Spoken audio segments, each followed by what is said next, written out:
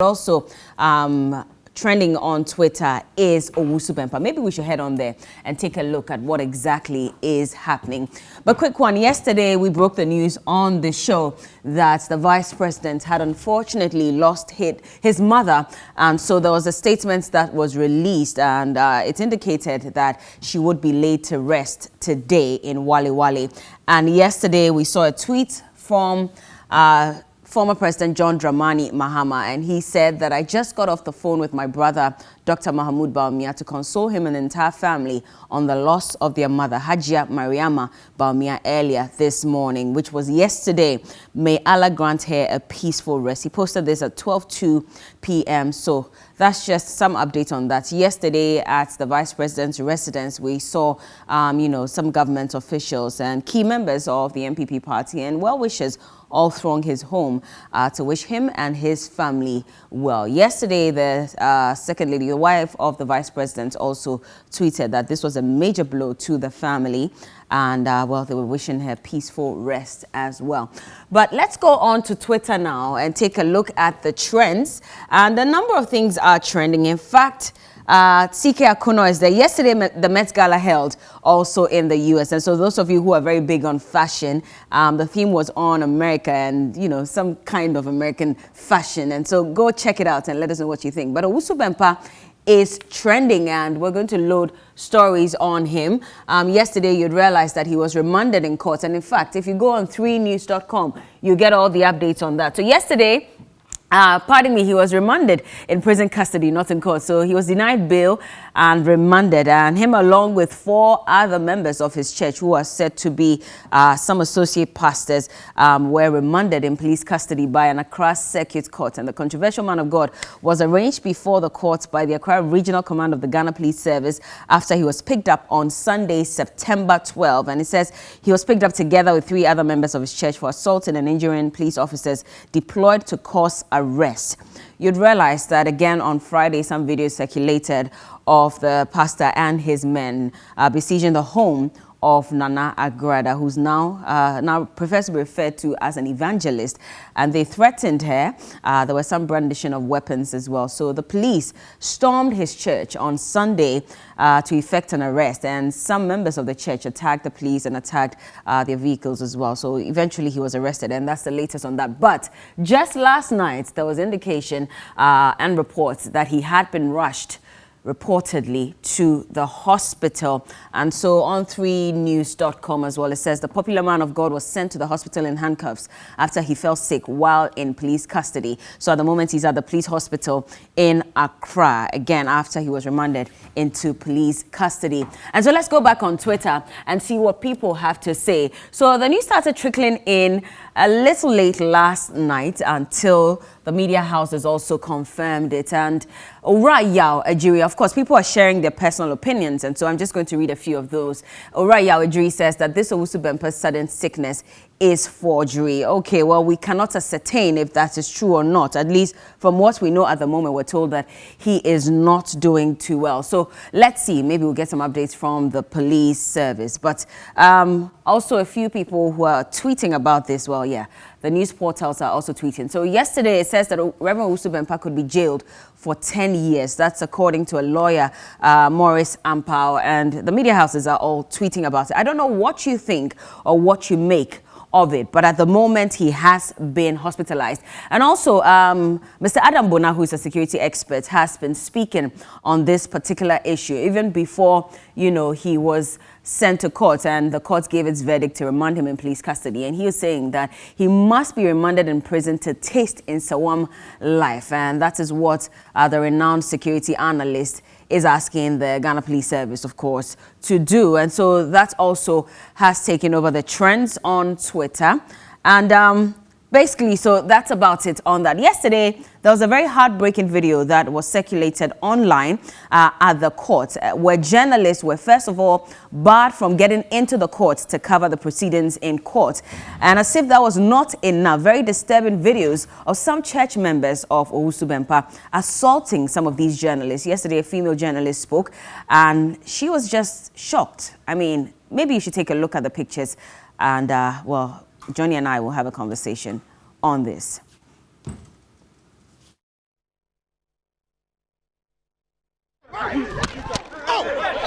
Really, I'm very sad today. I'm very, very sad and very worried. And I was a little bit surprised seeing church members attacking journalists simply because I'm taking videos or pictures of Owusu Bempah. Today is not my first time coming to court. People that know me to be a court reporter. From the Supreme Court, Court of Appeal, High Court, the District Court to Circuit Court. I'm around every blessed day. So I was a little bit surprised seeing police officers blocking or closing the main gate of the court, telling us that no journalist should enter the court. I have nothing to do in the case. The only thing I have to do in the case is just tell Ghanaians what happened in the courtroom. So why are people attacking me, throwing water on me, cursing me, assaulting me anyhow? Very worrying. And this same journalist even said that there were threats. They said, "Oh, they're chain, or something like that." And she said that on the news, and I was just disappointed. Good morning. Disgusted.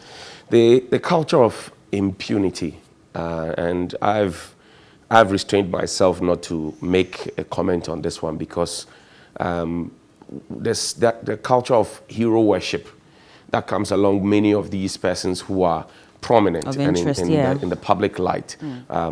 Pastors, imams, and all of that. You dare not touch them, even when they are doing something that's wrong.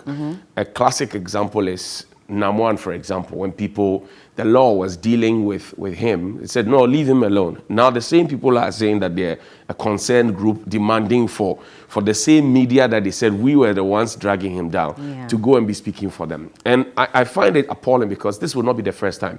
You remember that the Jesus industry has, I like to call it the Jesus industry, it has some untouchables. You remember the Obinim case where he took a crowbar to a radio station. Even Reverend Owusu Bempah himself has had cause to do that a couple of times. You remember when he had a fracas with the chief imam, said something about the chief imam. The chief imam's people also moved. Some Muslims moved there and the chief imam had to restrain them and say, don't do this, don't that. Now, it begs the question. Here are religious people who are supposed to be altogether peaceful. Their followers are supposed to be leading in that same light that they lead. And what they see being done is what they will emulate.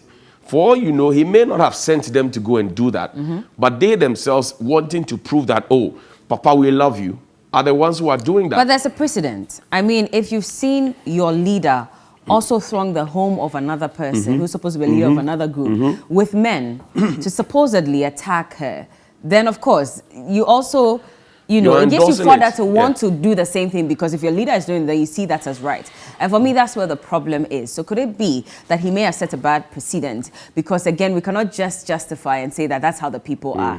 They're probably doing that because of what they've seen.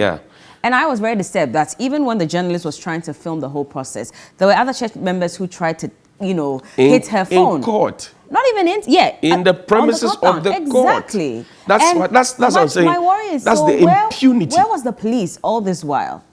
Where was the police? Because they should have at least controlled the situation. The videos and the footages that we saw in the news and online, I didn't see the police around. And even if they were, I didn't see them try to even control the situation. So this journalist could have been attacked. Yes. And what would have happened to her?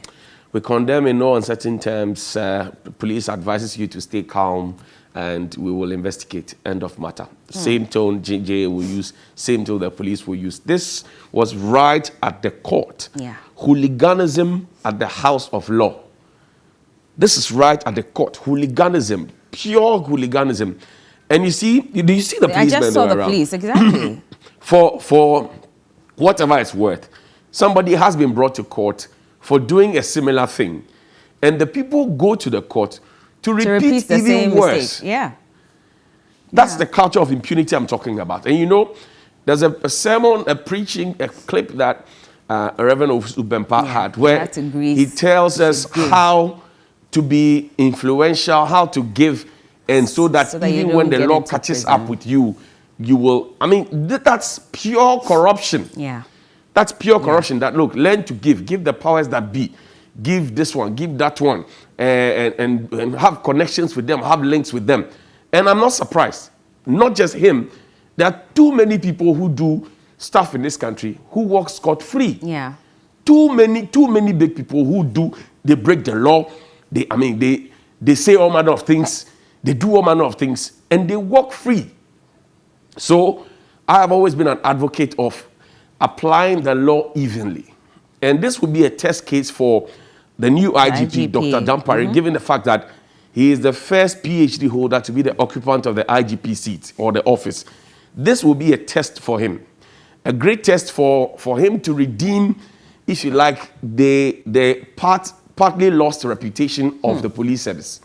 Because people are looking up now. People are saying that if one of our security guards here walks into somebody's home with his boys to go and attack them, what will happen? What will the treatment be? So what happens in this particular matter? And will it serve as a deterrent for others not to follow? Men of God, imams, sheikhs, they are the reason of the nation. Yeah. When they speak to the nation must tone down, calm down. We cannot be seeing them engaged in violence or something that looks like violence and have their people come up and follow through and want to replicate it even in 1,000-fold. What happened at the courthouse is shameful, it's embarrassing, and I think that they must be called to order.